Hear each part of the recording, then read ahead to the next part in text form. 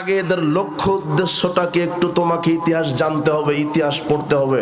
শুধু ফেসবুকে মুফতি সেজো না, ফেসবুকে 2 কলম বক্তব্য শুনে ফতোয়া মেরে দিও না, তোমাকে ইতিহাস জানতে হবে। এই ইরানের শিয়া, আজকে ইসরায়েল ইরান যুদ্ধ হচ্ছে, এই যুদ্ধটা তোমাকে আগে জানতে হবে। এই যুদ্ধটা কিসের যুদ্ধ? ধর্ম প্রতিষ্ঠা করার যুদ্ধ, দিন কায়েমের যুদ্ধ না, নেভার, কখনোই না।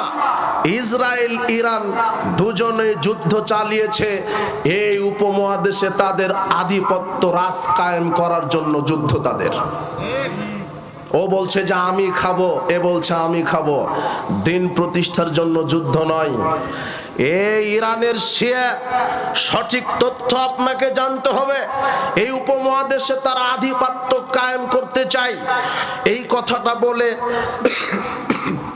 আমরা আকীদার দিকে যাব।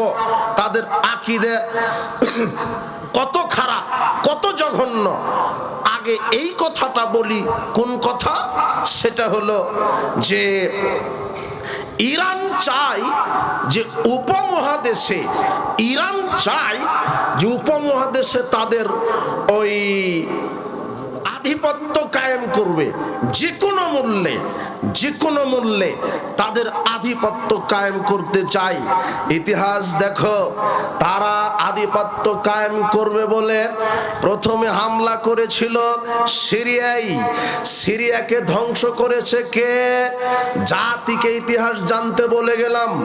সিরিয়া ধ্বংসের পিছনে মূল হোতা কারা ছিল? ইয়ামানকে ধ্বংস করেছে কে? ইয়ামান ধ্বংসের পিছনে মূল হোতা চক্রান্তকারী কারা ছিল? আফগানিস্তানকে ধ্বংস করেছে কে? আফগানিস্তান ধ্বংসের পিছনে মূল হোতা কারা ছিল? এই আফগানিস্তান, সিরিয়া, ইয়ামান, এদেরকে ধ্বংস করেছে। সর্বশেষ তোমাকে আর একটা ইতিহাস জানতে হবে। যেদিন বাগদাদ আক্রমণ করে তাতারিরা, ওই যে মুঘলরা, তাতারি, বাগদাদ যে খেলাফা ধ্বংস হলো, এই খেলাফত ধ্বংসের মূল চক্রান্তকারী কারা ছিল? তুমি যদি ঘন্টার পর ঘন্টা শত শত কিতাব পড়ো, তাহলে দেখতে পারবে এই সুন্নি মুসলিম কান্ট্রিগুলিকে ধ্বংসের পিছনে প্রধান শত্রুতা চক্রান্তকারী অরিজিনাল মুনাফিক হলো এই রাফেজি শিয়া গাদ্দার। এরাই হলো প্রধান চিটারেরা। এই শিয়া রাফেজি এরাই সুন্নি মুসলমানকে হত্যা করেছে, হাজারো লক্ষ কোটি সালাফি আলেমকে ফাঁসি দিয়ে মেরেছে। আজকে সকালবেলা ফজরের পরে আপনি সঠিক তথ্য, সঠিক ইতিহাস জানার চেষ্টা করবেন। অযথা ভুল ইতিহাস পড়ে আহলে হাদিসদের গালি দিবেন না।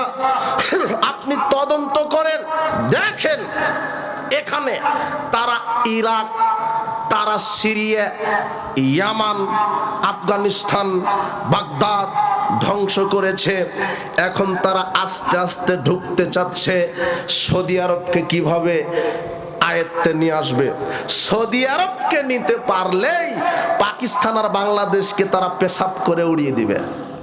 তুমি তো বুঝতে পারছো না বেটা, তাদের চক্রান্ত কি?